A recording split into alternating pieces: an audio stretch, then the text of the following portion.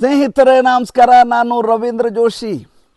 ಒಂದು ಹಳೆ ಹಿಂದಿ ಹಾಡು ಈಗ ನನಗೆ ನೆನಪಾಗ್ತಾ ಇದೆ. ನಾಚು ಮೇರಿ ಬುಲ್ಬುಲ್ ತುಜೆ ಪೈಸಾ ಮಿಲೇಗ ಅಂತ ಹಾಡೆಸರು. ಅಂದರೆ ಎದುರುಗಡೆ ಒಬ್ಬ ನರ್ತಕ್ಕೆ ಕುಣಿತಾ ಇರ್ತಾಳೆ, ಆಕೆಗೆ ಈತ ಹೇಳ್ತಾ ಇರ್ತಾನೆ, ಆಕೆಗೆ ಬುಲ್ಬುಲ್ ಅಂತ ಕರಿತಾ ಇರ್ತಾನೆ. ನಾಚು ಮೇರಿ ಬುಲ್ಬುಲ್ ತುಜೆ ಪೈಸಾ ಮಿಲೇಗ ಅಂತ. ಯಾರು ಮುಂಬೈನಲ್ಲಿ ಡ್ಯಾನ್ಸ್ ಬಾರ್ಗಳನ್ನು ನೋಡಿರ್ತಾರೋ ಅವ್ರಿಗೆ ಇದ್ರ ಬಗ್ಗೆ ಸ್ಪಷ್ಟವಾದಂಥ ಅರಿವು ಇರ್ತದೆ. ಅಥವಾ ಮುಂಬೈನ ಕಾಂಗ್ರೆಸ್ ಹೌಸು ಸುತ್ತಮುತ್ತಲ ಪ್ರದೇಶದಲ್ಲಿ ಯಾರ್ಯಾರು ಮುಜರಾ ಬಗ್ಗೆ ಮಾಹಿತಿಯನ್ನು ಹೊಂದಿದ್ದಾರೋ ಅವರಿಗೆ ದುಡ್ಡನ್ನು ಎಸೆದರೆ ಹೇಗೆ ಕುಣಿತಾರೆ ಅನ್ನೋದರ ಸ್ಪಷ್ಟವಾದ ಚಿತ್ರಣ ಇರುತ್ತೆ. ಅದೇ ರೀತಿಯ ವಾತಾವರಣ ಕಳೆದ ಒಂದು ವಾರದಿಂದ ಜಾಗತಿಕ ಮಟ್ಟದಲ್ಲಿ ಭಾಳ ದೊಡ್ಡ ಮಟ್ಟದಲ್ಲಿ ವಿಜೃಂಭಿಸ್ತಾ ಇತ್ತು.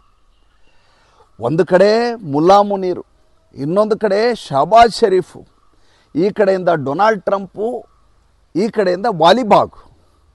ಹೆಂಗಿದೆ ನೋಡಿ, ಏನೋ ದೊಡ್ಡದು ಸಾಧಿಸಿಬಿಡ್ತಾರೆ ಅಂಥೇಳಿ ಪಾಕಿಸ್ತಾನಕ್ಕೆ ಇನ್ನಿಲ್ಲದ ಹಾಗೆ ಮಣೆ ಹಾಕ್ತಾಯಿದ್ರು. ಇಸ್ಲಾಮಾಬಾದ್ನಲ್ಲಿ ಹೀರಾ ಮಂಡಿಯಲ್ಲಿ ಲೈಟ್ ಶೋ ಮಾಡಿದ ಹಾಗೆ ಎಲ್ಲ ಕಡೆ ಸೀರಿಯಲ್ ಸೆಟ್ ಹಾಕಿ ಏನೋ ದೊಡ್ಡದು ಹಿಸ್ಟಾರಿಕಲ್ ಆದಂಥ ಘಟನೆ ನಡೀತಾ ಇದೆ ಅನ್ನೋ ರೀತಿಯಲ್ಲಿ ಚಿತ್ರಣ ಮಾಡಲಾಗ್ತಾ ಇತ್ತು. 47 ವರ್ಷಗಳ ನಂತರದ ಮಾತುಕತೆ ಇರಾನ್ ಮತ್ತು ಅಮೇರಿಕ ಮಧ್ಯೆ ಎದುರು ಬದುರಾಗಿ ಮಾತುಕತೆ ನಡೀತಾ ಇದೆ. ಇದಕ್ಕಿಂತ ದೊಡ್ಡದಾದಂಥ ಐತಿಹಾಸಿಕ ಸಂದರ್ಭ ಯಾವುದೂ ಇಲ್ಲ ಅಂತ ಎಲ್ಲ ಮಾಧ್ಯಮಗಳಲ್ಲಿ ಬಿಂಬಿಸಲಾಯಿತು.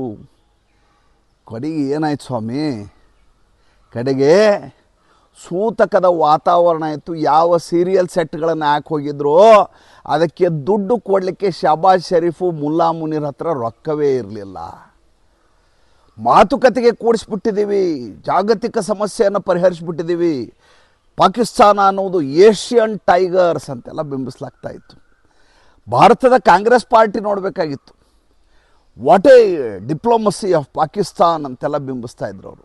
ಪಾಕಿಸ್ತಾನದ ರಾಯಭಾರ ಹೇಗಿದೆ ನೋಡಿ, ಭಾರತ ಹಿಂದೆ ಬಿದ್ದು ಬಿಡ್ತೀವಿ, ನರೇಂದ್ರ ಮೋದಿ ಏನು ಮಾಡ್ತಾ ಇದ್ದಾರೆ, ಶಹಬಾಜ್ ಶರೀಫ್ ಅಲ್ಲಿದ್ದಾರೆ, ಫಿನಾಮಿನಲ್ ಡಿಪ್ಲೊಮಸಿ ಅಂತ, phenomenal diplomacy of Pakistan, where is India ಅಂತ ಪ್ರಶ್ನೆ ಇಂಗ್ಲೀಷ್ ಚಾನಲ್ಗಳಲ್ಲಿ. ಅರೆ ರೇ ರೇ ರೇ ಏನಪ್ಪ ಭಾರಿ ಆಗೋಯ್ತಿದ್ದು ಇಸ್ಲಾಮಾಬಾದ್ನಲ್ಲಿ. ಅಲ್ಲ, 39 ದಿವಸ ಯುದ್ಧ ಮಾಡಿ ಬೆಂಕಿ ಹಚ್ಚಿದವರು ಒಂದು ಶಹಬಾಜ್ ಶರೀಫ್ ಹೇಳಿದ ತಕ್ಷಣ ಈ ಕಡೆಯಿಂದ ಇರಾನ್ ಸೀಸ್ ಫೈರ್ಗೆ ಒಪ್ಕೋತದೆ, ಆ ಕಡೆ ಮೈ ಫೇವ್ರಿಟ್ ಆಸಿಮ್ ಮುನೀರ್ ಅಂಥೇಳಿ ಈತ ಡೊನಾಲ್ಡ್ ಟ್ರಂಪ್ ಹೇಳ್ತಾರೆ, ಇವರು ಸೀಸ್ ಫೈರ್ ಹೇಳ್ತಾರೆ, ಇವರು ಸೀಸ್ ಫೈರ್ ಹೇಳ್ತಾರೆ. ಮಾತುಕತೆಯಲ್ಲಿ ಉಗ್ರಗಾಮಿಗಳ ತವರೂರಾದಂಥ ಇಸ್ಲಾಮಾಬಾದ್ನಲ್ಲಿ ಮಾತುಕತೆ. ಅವರನ್ನು ಕರ್ಕೊಂಬರಲಿಕ್ಕೆ ಪ್ರೋಟೋಕಾಲ್ಗೆ ಎದುರು ಬದರಾಗಿ ಜೆಟ್ಗಳು ಏನು ಇವ್ರದ್ದು ಸಂಭ್ರಮ, ಏನು ಬಂದು 5 ಸ್ಟಾರ್ ಹೋಟೆಲಲ್ಲಿ ಇಳಿಯೋದೇನು, ಶನಿವಾರ ದಿವಸ ಮಾತುಕತೆ ಏನು, ಅವ್ರಿಗೆ ಬೇರೆ ರೂಮು ಇವ್ರಿಗೆ ಬೇರೆ ರೂಮು. ಈ ಕಡೆ ಶಹಬಾಜ್ ಶರೀಫು ತುಟಿಗೆ ಲಿಪ್ಸ್ಟಿಕ್ ಹಚ್ಕೊಂಡು ಹೇರ್ ಡೈ ಮಾಡಿಕೊಂಡು ಹೊಸ ಸೂಟ್ ಹಾಕ್ಕೊಂಡು ಓಡಾಡ್ತಾ ಇದ್ರು ಈ ಕಡೆ. ಆ ಕಡೆಯಿಂದ ಆಸಿಮ್ ಮುನೀರು ಈ 5 ಸ್ಟಾರ್ ಹೋಟೆಲಲ್ಲಿ ಸೆಲ್ಯೂಟ್ ಹೊಡಿಲಿಕ್ಕೆ ಒಬ್ಬ ನಿಂತಿರ್ತಾನಲ್ಲ ಎಂಟ್ರನ್ಸಲ್ಲಿ, ಆ ರೀತಿಯಾದಂಥ ಡ್ರೆಸ್ ಹಾಕ್ಕೊಂಡು ಆತ ಓಡಾಡ್ತಾ ಇದ್ದ. ಈತನಿಗೆ ಇನ್ನು ಮುಂದೆ ಆಸಿಮ್ ಮುನೀರಿಗೆ ನಿವೃತ್ತಿ ಆದಮೇಲೆ ಒಂದೇ ಕೆಲಸ, ಯಾವುದಾದ್ರೂ 5 ಸ್ಟಾರ್ ಹೋಟೆಲಲ್ಲಿ ಈತ ಖಡಕ್ ಸೆಲ್ಯೂಟ್ ಹೊಡಿಲಿಕ್ಕೆ ಆತನನ್ನು ಕೆಲಸಕ್ಕೆ ಇಟ್ಕೋಬೇಕು. ಆ ರೀತಿಯ ಸ್ಥಿತಿಗೆ ಬಂದು ನಿಂತಿದ್ದಾನೆ. ರೊಕ್ಕ ಕೊಡ್ತಾರೆ ಅಂತ ಏನು ಬೇಕಾದರೂ ಮುಜರಾ ರೀತಿಯ ಡ್ಯಾನ್ಸ್ ಮಾಡಲಿಕ್ಕೆ ಸನ್ನದ್ಧರಾದಂಥ ಪಾಕಿಸ್ತಾನ ಒಂದು ವಿಶ್ವದ ಅತಿ ಘೋರವಾದ ಯುದ್ಧವನ್ನು ಸುಖಾಂತ್ಯವಾಗಿ ಮುಗಿಸ್ಲಿಕ್ಕೆ ಸಾಧ್ಯವಾ ಅಂತ ಅನುಮಾನ ಎಲ್ಲರಿಗೂ ಇತ್ತು. ಅದನ್ನು JD ವ್ಯಾನ್ಸು 21 ತಾಸುಗಳ ನಂತರ ಪತ್ರಿಕಾಗೋಷ್ಠಿಯಲ್ಲಿ ಸ್ಪಷ್ಟಪಡಿಸಿದರು. ಸ್ಟೀವ್ ವಿಟ್ಕಾಫು, ಕ್ರೂಜ್ನರು, JD ವ್ಯಾನ್ಸ್ 3 ಜನ ಹೋಗಿದ್ದಾರೆ. ಅದರಲ್ಲಿ ಒಬ್ಬ ಡೊನಾಲ್ಡ್ ಟ್ರಂಪ್ ಅವರ ಅಳಿಯ ಕ್ರೂಜ್ನರು, ಈ ಕಡೆ ವಿಟ್ಕಾಫ್ ಆತನ 50 ವರ್ಷದ ಸ್ನೇಹಿತ. JD ವ್ಯಾನ್ಸು ಅಮೇರಿಕೆ ಉಪಾಧ್ಯಕ್ಷ, ಯಾರು ಯುದ್ಧವೇ ಬೇಡ ಅಂತ ಹಠ ಹಿಡಿದು ಕೂತ ವ್ಯಕ್ತಿ, 21 ತಾಸುಗಳ ಮಾತುಕತೆಯಲ್ಲಿ 12 ಬಾರಿ ಡೊನಾಲ್ಡ್ ಟ್ರಂಪ್ಗೆ ಕರೆ ಮಾಡಿದ್ರಂತೆ, ಮಾತುಕತೆಯ ಕುರಿತು ಮಾಹಿತಿಯನ್ನು ಕೊಡ್ತಾ ಇದ್ರಂತೆ. ಪತ್ರಿಕಾಗೋಷ್ಠಿಯಲ್ಲಿ ಆ ಮನುಷ್ಯ ಹೇಳ್ತಾ ಇದ್ರು. ನನಗೆ ಅಚ್ಚರಿಯಾಗಿತ್ತು. ಏನಂದರೆ, ನಿನಗೆ ಸ್ವಂತ ನಿರ್ಣಯ ತೆಗೆದುಕೊಳ್ಳುವ ಸಾಮರ್ಥ್ಯ ಇಲ್ಲದೆ ಹೋದರೆ ಮಾತುಕತೆಗೆ ಯಾಕೆ ಬರಬೇಕಾಗಿತ್ತು ಸ್ವಾಮಿ ನೀವು? ಎಲ್ಲವನ್ನ ಡೊನಾಲ್ಡ್ ಟ್ರಂಪ್ ಕೇಳಿ ಮಾತಾಡೋದಾಗಿದ್ದರೆ ಸ್ಪೀಕ್ ಫೋನ್ ಹಚ್ಚಿ ಕೂಡಿಸ್ಬಿಡ್ಬೋದಿತ್ತು, ಕಾನ್ಫರೆನ್ಸ್ ಕಾಲ್ ಹಾಕ್ಬೋದಿತ್ತು.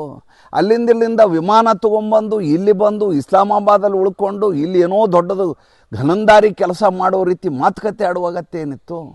ಆತ ದೊಡ್ಡ ಗನಂದಾರಿ ಕೆಲಸ ಅನ್ನೋ ಹಾಗೆ 21 ಗಂಟೆಗಳ ಕಾಲ ಮಾತುಕತೆ ನಡೀತು. 12 ಸಲ ಡೊನಾಲ್ಡ್ ಟ್ರಂಪ್ ಕರೆ ಮಾಡಿದೆ ಅಂತ ಹೇಳ್ತಾನಲ್ಲ, ಇವನು ಯಾವ JD ವ್ಯಾನ್ಸು, ಇವನು ಯಾವ ಅಧ್ಯಕ್ಷನಾಗ್ತಾನೆ ಯೋಚನೆ ಮಾಡಿ.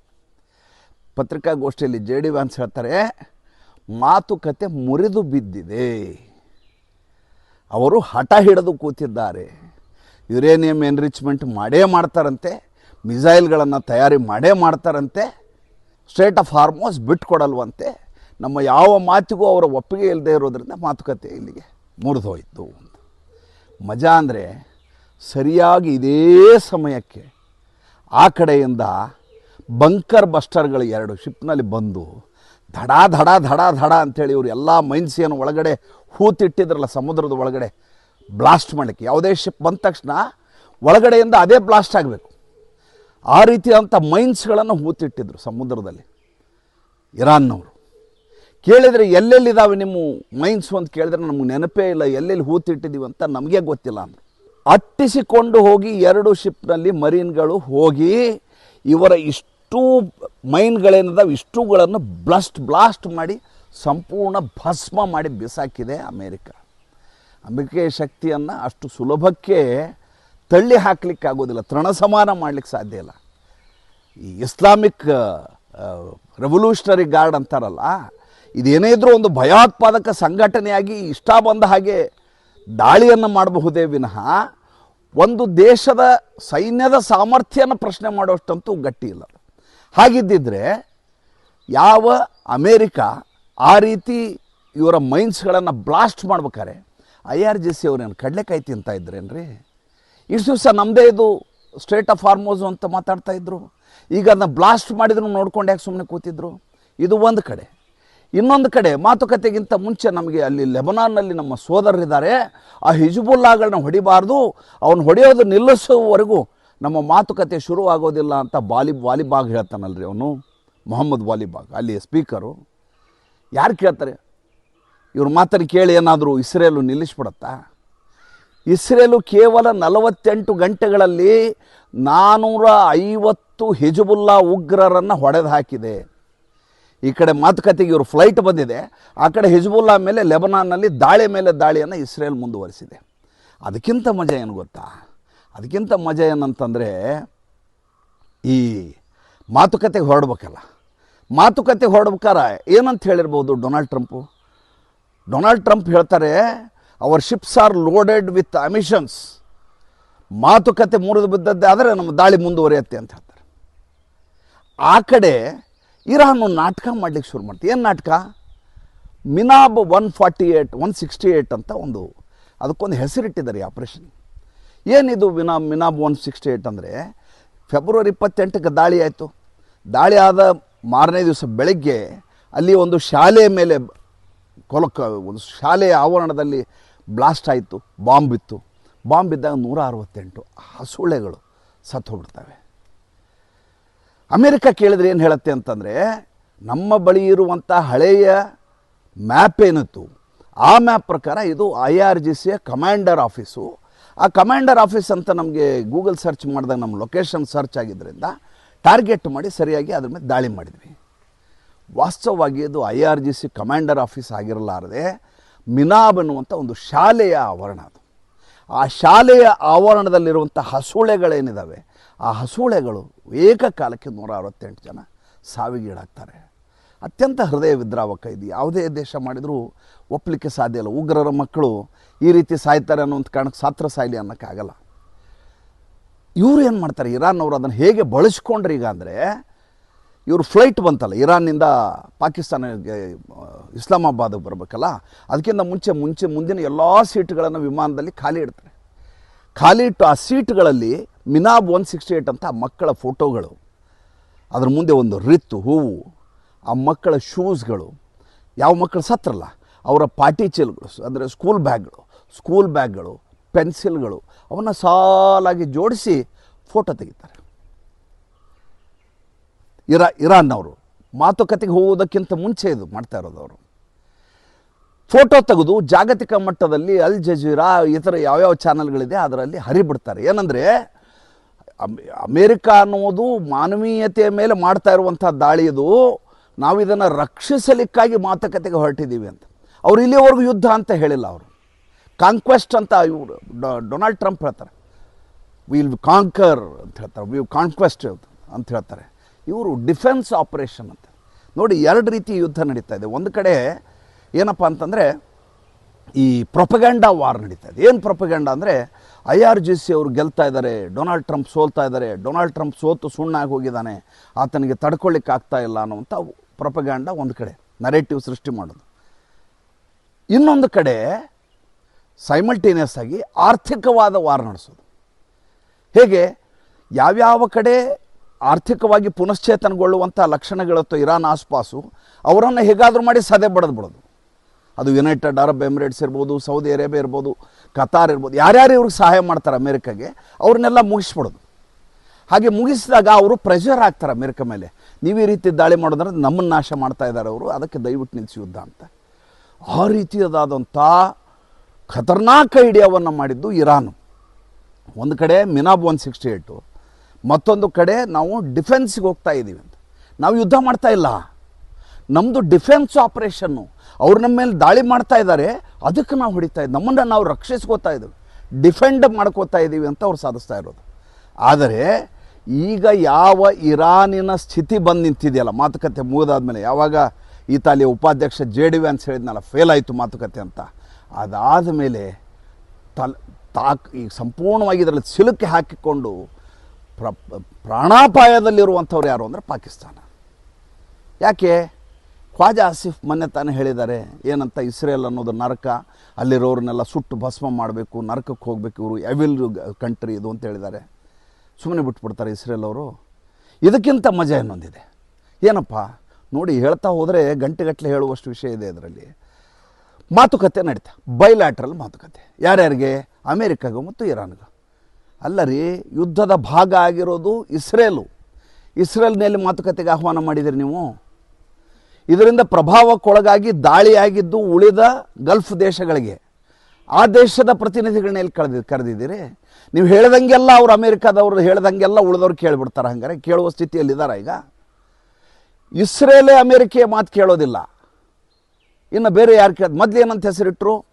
ಈ ಹಿಂದೆ ದಾಳಿ ಮಾಡ್ತು ಇಸ್ರೇಲು ಇರಾನ್ ಮೇಲೆ, ಏನಂತ ಹೇಳ್ತು? ರೈಸಿಂಗ್ ಲಯನ್ ಅಂತ ಹೆಸರಿಟ್ಟಿತ್ತು. ಈ ಬಾರಿ ಏನಂತ ಹೆಸರಿಡ್ತು? ಎರಡನೇ ಬಾರಿ ನಡೆದಂಥ ಯುದ್ಧದಲ್ಲಿ ಫೆಬ್ರವರಿ 28ರಿಂದ ಈಚೆಗೆ ರೋರಿಂಗ್ ಲಯನ್ ಅಂತ ಹೆಸರಿಟ್ಟಿದೆ. ಮೊದಲೇ ಅಟ್ಯಾಕ್ನಲ್ಲಿ ಏನು ಮಾಡ್ತು? ಮೊದಲೇ ಅಟ್ಯಾಕಲ್ಲಿ ಇವರ ಯಾರ್ಯಾರು ದೊಡ್ಡ ದೊಡ್ಡ ಅಲ್ಲಿ ಶಕ್ತಿಗಳಿದ್ದಾವೋ ಅವ್ರನ್ನೆಲ್ಲ ಮುಗಿಸುವಂಥ ಕಮಾಂಡರ್ಗಳನ್ನು, ಅಲ್ಲಿ ಆರ್ಮಿ ಇವ್ರನ್ನ ಎಲ್ಲರನ್ನೂ ಮುಗಿಸೋ ಪ್ರಯತ್ನ ಮಾಡಿದರು. ಎಲ್ಲರನ್ನೂ ಸಪಾಟ್ ಮಾಡಿ ಹಾಕಿದರು. ಎರಡನೇ ಸಲ ಮಾಡಿದಾಗ ಏನು ದಾಳಿ ಮಾಡಿದರು? ಎರಡನೇ ಸಲ ಅವರು ಇಸ್ಲಾಮಿಕ್ ನಾಯಕನನ್ನೇ ಮುಗಿಸ್ಬಿಟ್ರು. ಅಷ್ಟೇ ಅಲ್ಲ, ಟಾಪ್ ರ್ಯಾಂಕಲ್ಲಿದ್ದಂಥ ಮಿನಿಸ್ಟರ್ಗಿನ ಗಿಜ್ತಬಾ ಯಾರ್ಯಾರಿದ್ದಾರೆ, ಮಜ್ತಬಾಯಿಗೆ ಇದಾನೋ ಇಲ್ಲೋ ಅನ್ನೋದ್ರ ಬಗ್ಗೆ ಅನುಮಾನ ಇದೆ. ಆ ರೀತಿಯಾಗಿ ಎಲ್ಲರನ್ನೂ ಮುಗಿಸಲಾಯಿತು. ಅಂದರೆ ಟಾರ್ಗೆಟ್ ಮಾಡಿ ಯಾವ್ಯಾವ ಆಪರೇಷನ್ನಲ್ಲಿ ಏನು ಮಾಡಬೇಕು ಅಂತ ಸ್ಪಷ್ಟವಾಗಿ ಇಸ್ರೇಲ್ ತೀರ್ಮಾನ ಮಾಡಿ ಆಗೋಗಿದೆ. ಅಮೇರಿಕಾ ತಾನು ಹೇಳಿದ ಹಾಗೆ ಇಸ್ರೇಲ್ ಕೇಳುತ್ತೆ ಅನ್ನುವ ರೀತಿಯಲ್ಲಿ ಬಿಂಬಿಸ್ತಾ ಇದೆ. ಇಸ್ರೇಲ್ ಯಾರ ಮಾತು ಕೇಳ್ತಾ ಇಲ್ಲ. ಈಗ ಸಮಸ್ಯೆ ಬಂದಿದ್ದು ಯಾರಿಗೆ? ತುಟಿಗೆ ಲಿಪ್ಸ್ಟಿಕ್ ಹಚ್ಕೊಂಡಿದ್ದಾರಲ್ಲ, ನಾಚು ಮೇರಿ ಬುಲ್ಬುಲ್ ತುಜೆ ಪೈಸಾ ಮಿಲೇಗ ಅಂಥೇಳಿ ಡ್ಯಾನ್ಸ್ ಬಾರಲ್ಲಿ ಡ್ಯಾನ್ಸ್ ಮಾಡಿಸ್ಲಿಕ್ಕೆ ಹಚ್ಚಿದ್ರಲ್ಲ, ನೋಡ್ಬೇಕಾಗಿತ್ತು ನೀವು. ಆಯಿತಾ ಸೂಟ್ ಹಾಕ್ಕೊಂಡದ್ದು ನಾನು ನೋಡೇ ಇರಲಿಲ್ಲ ರೀ. ಮುಲ್ಲಾ ಮುನೀರ್ದಲ್ಲ, ಆಸಿಮ್ ಮುನೀರು ಸೂಟ್ ಹಾಕ್ಕೊಂಡು ಆತ ನಿಂತದ್ದು ನೋಡಿದರೆ Mumbai gate of India Taj Mahal hotel ಮುಂದೆ ಒಬ್ಬ ಸೆಲ್ಯೂಟ್ ಹೊಡಿತಾನೆ ನೋಡಿ, ಸೇಮ್ ಹಾಗೆ ಕಾಣಿಸ್ತಾ ಇದ್ದ. ಈತ ಅಂತೂ ditto Charlie Chaplin, Shahbaz Sharif ಎಲ್ಲ ಇಸ್ತ್ರಿ ಮಾಡಿಸ್ಕೊಂಬಂದ್ಬಿಟ್ಟಿದ್ದಾರೆ ಬಟ್ಟೆಗಳನ್ನ. ಏನು ಕಲಕ ಹೊಳಿತಾರೆ, ಹೀರಾಮಂಡಿ ಥರ ಲೈಟಿಂಗು, 5 ಸ್ಟಾರ್ ಹೋಟೆಲಲ್ಲಿ ಮೀಟಿಂಗು, ಏನು ದರ್ಬಾರ್ ಇವ್ರದ್ದು ಏಷ್ಯನ್ ಟೈಗರ್ಸ್ ಆಗೋರ ಕತೆ ಹೇಳ್ತೀನಿ. ಈಗ ಸೂತಕದ ವಾತಾವರಣ. ಯಾಕೆ ಸೂತಕದ ವಾತಾವರಣ? ಸೂತಕದ ವಾತಾವರಣ ಯಾಕೆ ಅಂದರೆ, ಯಾವಾಗ ಸೀಸ್ ಫೈರ್ ಮುರಿದ್ಬಿಡ್ತು 2 ವಾರದ್ದು ಅಂತ ಆಗಿದೆಯೋ, ಯಾವಾಗ ಸ್ಟ್ರೇಟ್ ಆಫ್ ಹಾರ್ಮೋಸ್ನ ಖುಲ್ಲಾ ಮಾಡಿಬಿಡ್ತು ಅಮೇರಿಕಾ, ಅದಾದ ಮೇಲೆ ಇರಾನು ನಿತ್ರಾಣ ಆಗತ್ತೆ, ಕಂಡ ಕಡೆ ದಾಳಿ ಮಾಡಲಿಕ್ಕೆ ಪ್ರಯತ್ನ ಮಾಡುತ್ತೆ. ಮಜಾ ನೋಡಿ. ನಿನ್ನೆ ಬೆಳಗ್ಗೆ ಒಂದು ಸ್ಟೇಟ್ಮೆಂಟ್ ಕೊಟ್ಟಿದ್ದಾರೆ ಡೊನಾಲ್ಡ್ ಟ್ರಂಪ್. ಗಮನಿಸಬೇಕು, ಡೊನಾಲ್ಡ್ ಟ್ರಂಪ್ ಹೇಗೆ ವ್ಯಾಪಾರಿ, ಈತ ವಂಚಕ ವ್ಯಾಪಾರಿ ಅಂತಂದರೆ ಅವನಿಗಿಂತ ವಂಚಕ ಯಾರು ಇರಲಿಕ್ಕೆ ಸಾಧ್ಯನೇ ಇಲ್ಲ ರೀ. ಆತ ರಾಜಕಾರಣಿಗಿಂತ ಹೆಚ್ಚು ವಂಚಕ ವ್ಯಾಪಾರಿ ಆತ ಹೇಳ್ತಾನೆ, ಚೈನಾದಿಂದ ಏನಾದರೂ ಯುದ್ಧ ಸಾಮಗ್ರಿಗಳು ಬಂದದ್ದೇ ಆದರೆ ನಾನು ಯಾವ ಕಾರಣಕ್ಕೂ ಸುಮ್ಮನೆ ಇರೋದಿಲ್ಲ ಅಂತ ಹೇಳಿದ್ದಾನೆ. ಈಗ ಜಗತ್ತಿನಲ್ಲಿ 4 ಅದ್ವಿತೀಯವಾದ ಶಕ್ತಿಗಳಿದ್ದಾವೆ, ನೀವು ಒಪ್ಪಲೇಬೇಕನ್ನು. ಎಸ್ ಆರ್ ನೋ ನೀವು ಒಪ್ಪಬೇಕು. ಭಾರತ, ರಷ್ಯಾ, ಅಮೇರಿಕಾ, ಚೈನಾ, 4 ರಾಷ್ಟ್ರಗಳು. ಈ 4 ರಾಷ್ಟ್ರಗಳಲ್ಲಿ ಚೈನಾಗೆ ಈ ರೀತಿ ಧಮಕಿ ಹಾಕಿರೋದ್ರಿಂದ ಚೈನಾ ಯಾವ ಚಮನ್ ಬಾರ್ಡರ್ ಮೂಲಕ ಪಾಕಿಸ್ತಾನಕ್ಕೆ ಕಳಿಸಿ ಪಾಕಿಸ್ತಾನದಿಂದ ಇರಾನ್ಗೆ ಯುದ್ಧ ಸಾಮಗ್ರಿಗಳನ್ನ ಸರಬರಾಜು ಮಾಡ್ತಾ ಇತ್ತಲ್ಲ, ಅದಕ್ಕೆ ಭಾಳ ದೊಡ್ಡದಾದಂಥ ಆಘಾತ ಆಗುತ್ತೆ, ಕಳ್ಸೋಕ್ಕೆ ಸಾಧ್ಯ ಆಗೋದಿಲ್ಲ. ಎರಡನೇದು, ಈಗಾಗಲೇ ಲಾಕ್ಡೌನ್ ಸ್ಥಿತಿಯಲ್ಲಿ ಪಾಕಿಸ್ತಾನ ಇದೆ. 14ನೇ ತಾರೀಕು ದುಡ್ಡು ಕಟ್ಟಬೇಕು, $3.2 ಬಿಲಿಯನ್ ಯುನೈಟೆಡ್ ಅರಬ್ ಎಮಿರೇಟ್ಸ್ಗೆ. ಯುನೈಟೆಡ್ ಅರಬ್ ಎಮಿರೇಟ್ಸ್ಗೆ ನಮ್ಮ ಡಾಕ್ಟರ್ ಜೈಶಂಕರ್ ಅವ್ರು ಹೋಗಿದ್ದಾರೆ ಮೊನ್ನೆ. ಅದ್ರ ಬಗ್ಗೆ ಹೇಳ್ತೀನಿ, ಯಾಕೆ ಯಾವ ಕಾರಣಕ್ಕೆ ಹೋಗಿದ್ದಾರೆ. ಅವರೊಬ್ಬರೇ ಹೋಗಿಲ್ಲ, ಒಂದು ಕಡೆ ವಿದೇಶಾಂಗ ಸಚಿವರು ಹೋಗಿದ್ದಾರೆ, ಮತ್ತೊಂದು ಕಡೆ ಕತಾರ್ಗೆ ನಮ್ಮ ಪೆಟ್ರೋಲಿಯಂ ಸಚಿವರು ಹೋಗಿದ್ದಾರೆ. ಎಲ್ಲರೂ ಅವ್ರವ್ರ ಕೆಲಸವನ್ನು ಬ್ಯಾಕ್ಗ್ರೌಂಡಲ್ಲಿ ಏನೇನು ಮಾಡಬೇಕು, ಭಾರತ ದೇಶಕ್ಕೆ ಸಂಬಂಧಪಟ್ಟ ಹಾಗೆ ಏನನ್ನು ಮಾಡಬೇಕು ಅದು ಮಾಡ್ತಾ ಇದ್ದಾರೆ. ಯಾರಿಗೂ ಕಾಣಲ್ಲ ಇದು ಕಣ್ಣಿಗೆ. ಭಾರತ ದೇಶದಲ್ಲಿ ನಡೆಯುವ ಚಟುವಟಿಕೆಗಳಿದಾವಲ್ಲ, ವಿದೇಶಾಂಗ ತಾಂತ್ರಿಕ ಚಟುವಟಿಕೆಗಳು ಜಗತ್ತಿನಲ್ಲೆಲ್ಲೂ ನಡೀತಾ ಇಲ್ಲ. ಆ ರೀತಿಯಾದಂಥ ರಣೋತ್ಸಾಹದಲ್ಲಿ ಮಾಡ್ತಾ ಇದ್ದಾರೆ, ಯುದ್ಧೋಪಾದಿಯಲ್ಲಿ ಮಾಡ್ತಾ ಇದ್ದಾರೆ. ನಮ್ಮ ಸ್ನೇಹಿತರೊಬ್ಬರು ಹೇಳಿದ್ರು, ಯುದ್ಧೋಪಾದಿ ಅನ್ಬೇಡ್ರಿ, ಸಮರೋಪಾದಿ ಅನ್ರಿ ಅಂತ. ಹೊಸ ಶಬ್ದಗಳು ಉತ್ಪತ್ತಿ ಆಗಬೇಕು. ಯಾವಲ್ಲ ಕನ್ನಡ ನಿಘಂಟಿನಲ್ಲಿ ಅಷ್ಟೇ ಶಬ್ದಗಳಿಗೆ ನಾವು ಸೀಮಿತ ಆಗಲಾರದೆ ಹೊಸ ಶಬ್ದಗಳನ್ನ ಅದಕ್ಕೆ ಸೇರಿಸ್ಬೇಕು, ಪದೋತ್ಪತ್ತಿ ಆಗಬೇಕು. ಹಾಗೆ ವಿಷಯಾಂತರ ಬಿಡುತ್ತೆ ನೋಡಿ. ಈಗ ಪಾಕಿಸ್ತಾನಕ್ಕೆ ಬಂದಿರುವ ಸಮಸ್ಯೆ ಅದೇ. ಪಾಕಿಸ್ತಾನ ಈ ಕಡೆ ಭಾರತ ತನ್ನ ಎಲ್ಲ ಬ್ಯಾಕ್ಡ್ರಾಪ್ನಲ್ಲಿ ಏನೇನು ಮಾಡ್ಕೋಬೇಕು, ಬ್ಯಾಕ್ಗ್ರೌಂಡ್ನಲ್ಲಿ ತನ್ನ ವ್ಯವಸ್ಥೆಗಳನ್ನು ತಾನು ಮಾಡ್ಕೋತಾ ಇದೆ. ಆ ಕಡೆ ಪಾಕಿಸ್ತಾನಕ್ಕೆ ಈಗ ಸೌದಿ ಅರೇಬಿಯಾಗೆ ದುಡ್ಡು ವಾಪಸ್ ಕೊಡಬೇಕು, ಚೈನಾಗೆ ದುಡ್ಡು ವಾಪಸ್ ಕೊಡಬೇಕು, ಜೊತೆಗೆ ಯುನೈಟೆಡ್ ಅರಬ್ ಎಮಿರೇಟ್ಸ್ಗೆ 14ನೇ ತಾರೀಕಿಗೆ ಕೊಡಬೇಕು ರಿಪೇಮೆಂಟು. ಅದಕ್ಕಿಂತ ಮುಂಚೆ ಯುದ್ಧ ಶುರುವಾದರೆ, ನಾಳೆಯಿಂದ ಯುದ್ಧ ನಿಂತಿಲ್ಲ, ಅದು ಪಾಸ್ ಆಗಿರೋದು, ತನ್ನ ಸೈನ್ಯವನ್ನು ಸೌದಿ ಅರೇಬಿಯಾಗೆ ಕಳಿಸ್ಬೇಕು. ಸೌದಿ ಅರೇಬಿಯಾ ಸುಮ್ಮನೆ ಇರೋದಿಲ್ಲ, ದುಡ್ಡು ತೊಗೊಂಡಿದ್ದಾರೆ ಇವರು, ಬಂದು ಯುದ್ಧ ಮಾಡು ಅಂತ ಹೇಳ್ತಾರೆ. ಈ ಸೈನಿಕರಿಗೆ ಏನು ಗೊತ್ತಾ ಈ ಸಮಸ್ಯೆ? ಸೈನಿಕರಿಗೆ ಸೌದಿ ಅರೇಬಿಯಾಗೆ ಹೋಗಿ ಇರಾನ್ ಮೇಲೆ ದಾಳಿ ಮಾಡಬೇಕು. ದಾಳಿ ಮಾಡುವಂಥ ಉತ್ಸಾಹ ಅವರಲ್ಲಿ ಉಳಿದಿಲ್ಲ. ಅವರು ಉಳಿದಿರೋದು ಒಂದೇ ಒಂದು ವೃತ್ತಿ ಉಳಿದಿದೆ ಪಾಕಿಸ್ತಾನದವ್ರಿಗೆ. ಏನದು? ಅವ್ರು ಏನಪ್ಪ ಅಂದರೆ ಇಂಟರ್ನ್ಯಾಷನಲ್ ಭಿಕ್ಷೆ ಬೇಡುವುದರಲ್ಲಿ ನಂಬರ್ 1 ಇವರು. ನೋಡಿ ಅವರ ದುರಂತ ನೋಡಿ, 33% ಪಾಕಿಸ್ತಾನದಲ್ಲಿ ಈ ಸಕ್ಕರೆ ಕಾಯಿಲೆಯಿಂದ ನರಳ್ತಾ ಇರೋರು ಅವರೇ. ಈ ಅಫ್ಘಾನಿಸ್ತಾನ ಹೇಳುವ ಹಾಗೆ, ಬಲೂಚಿಸ್ತಾನವರು ಹೇಳೋ ಹಾಗೆ 80% ಜನ ಸಲಿಂಗರತಿ ಮಾಡುವವರು, 45% ಜನ ಈ ಮನೆ ಒಳಗೆ ರಿಲೇಷನ್ ಒಳಗೆ ಮದುವೆ ಆದರೆ ಮಕ್ಕಳಿಗೆ ಆಗ್ತದಲ್ಲ, ಆ ರೀತಿಯ ಕಾಯಿಲೆ ಅಲ್ಲಿಯ ಜನರಿಗಿದೆ. ಅಂದರೆ ಪಾಕಿಸ್ತಾನ ಎಲ್ಲ ರೀತಿಯಿಂದ ನರಳುತ್ತಾ ಇರುವ ರಾಷ್ಟ್ರ. ಈ ಮಾತುಕತೆ ಫೇಲ್ ಆಗಿದ್ದಕ್ಕೆ ಇನ್ನೂ ಹೆಚ್ಚಿನ ತ್ರಾಸನ್ನು ಅದು ಅನುಭವಿಸಬೇಕು. ಸೀಸ್ ಫೈರ್ ಫೇಲ್ ಆಗಿದ್ದರಿಂದ ಜಗತ್ತಿಗೆ ತ್ರಾಸ ಆಗತ್ತೋ ಆಗಲ್ಲೋ ಬೇರೆ ವಿಚಾರ. ಪಾಕಿಸ್ತಾನ ಅಂತುವೇ ಇನ್ನಿಲ್ಲದ ಹಾಗೆ ರಣಹೇಡಿಯಾಗಿ ಓಡಿ ಹೋಗಬೇಕು, ತಲೆ ತಪ್ಪಿಸ್ಕೊಂಡು ತಿರುಗಬೇಕು. ಮತ್ತೊಮ್ಮೆ ಅದು ಎಂದೂ ಕೂಡ ಸಂಧಾನದ ಮಾತುಕತೆಯನ್ನು ಆಡಬಾರ್ದು. ಆ ಸ್ಥಿತಿಗೆ ಈ ಮಾತುಕತೆ ತಂದು ನಿಲ್ಲಿಸಿದೆ. ಮತ್ತು ಮುಂದಿನ ಸಂಚಿಕೆಯಲ್ಲಿ ಹೊಸ ವಿಷಯದೊಂದಿಗೆ ಬರ್ತೀನಿ. ಸಂಚಿಕೆ ಇಷ್ಟ ಆದರೆ ಲೈಕ್ ಮಾಡಿ, ಫಾಲೋ ಮಾಡಿ, ಶೇರ್ ಮಾಡಿ. ನಮ್ಮ ಮುಕ್ತ ಪತ್ರಿಕೋದ್ಯಮಕ್ಕೆ ಆರ್ಥಿಕವಾಗಿ ಬೆಂಗಾವಲಾಗಿ ನಮಸ್ಕಾರ.